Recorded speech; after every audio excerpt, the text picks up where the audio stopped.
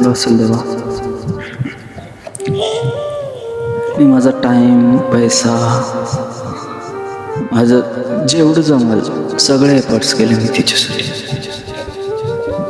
तरी पण कुठं कमी पडलो असं. देवा काही नाही मागणं माझं रे.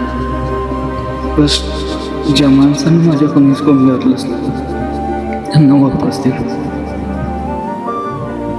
हे सहनशक्तीच्या बाहेर जाते रे. मी कधी मागितलं नाही तुझ्याकडं काही. बस एवढं कर. एक तर त्या माणसाला माझ्याकडे पाठव किंवा मला तुझ्याकडे बोलव. एवढंच मागणं आहे माझं तुझ्याकडे.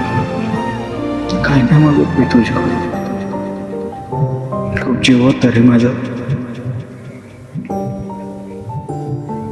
आम्हाला जी पण गोष्ट प्रिय होते ना देवा, हेच खाऊन घेतोस रे तू.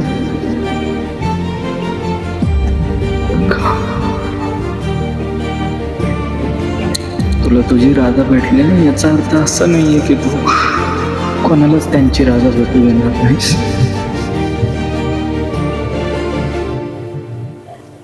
का करतेस?